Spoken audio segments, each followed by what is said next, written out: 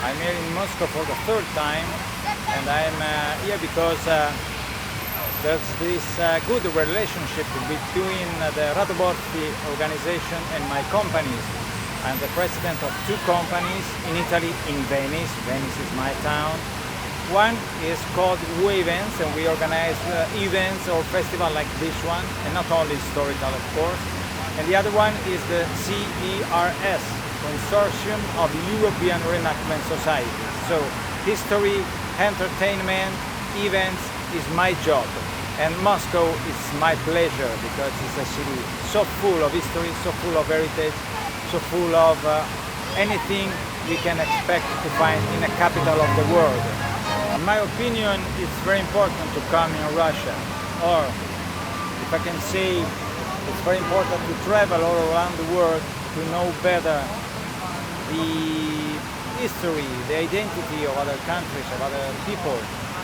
Russia for us is a country so full of history, starting from the ancient time until today. And it's, of course, a different culture from the Italian one. In a way, reenactment is a good basis to share our identity. Europe as a country, as a continent, is so full of different culture, of different identities, but each one is with many common elements with other ones. And just knowing better our history, we can create a new way of, a new sentiment, a new feeling of worldwide citizen. You know, we are children of big conflicts until the last century. Now we are citizens of a big peace continent, a continent of peace, and we have to go forward in this direction. So this is very important to be here, and of course it will be very important that the Russian reenactors come to visit us. This time in timeless epochs I dress a special uniform. I am an engineer of the Venetian army at the end of the Venetian Republic. At the end of the 18th century, exactly was the 1797 was the end of our Venetian Republic.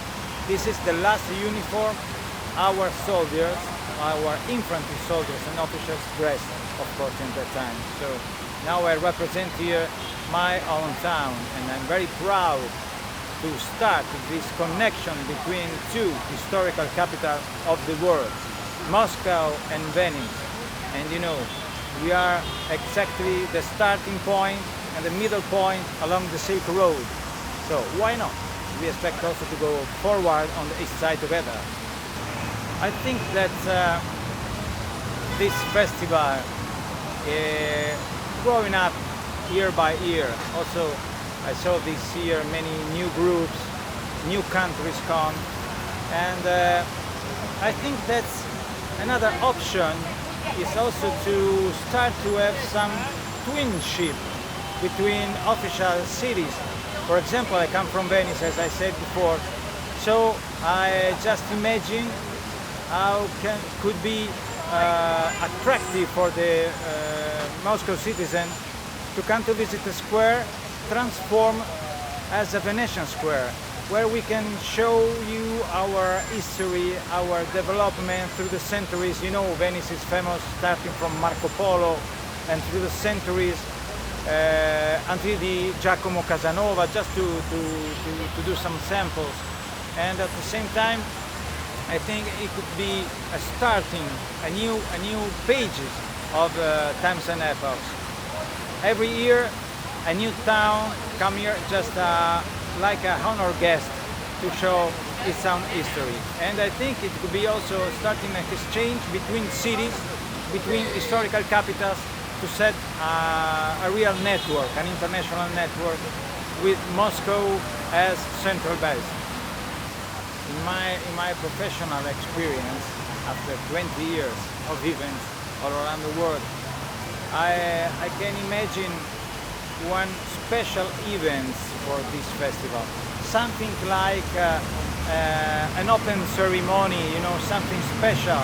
Also to show to all the citizens of the city the potentiality of this kind of event. One sample is, of course, a big parade, for example, with all the reenactors joined together. So this big parade opened, for example, by a big band, with music, with musicians, so you can really attract the people to see what's happening. I don't know, usually also in Venice, during our historical carnival, to open the events, we have a ceremony. I think that it could be like a cherry, upon the cake, upon this festival, a special event, because everybody wants, when you come an event, to say, wow, so something like this. In our events, in Italy at first, but not only in Italy, we have an element that for us is very important. If you think on identity of a country, you think, of course, of language, of costume, of dresses, music, but food and drinks. For example, in Italy we have several kinds of traditional foods and drinks, and for us it's very important. We're very proud of our flavor. At the same time, we know that if you invite someone to visit you, at first you have to offer something to drink or something to eat. So for me, it could be really another value for your event to have something to offer, just to taste it. Nothing. You have not to drink or eat so much, but you can taste my identity, also tasting my food. This is very, very, very important.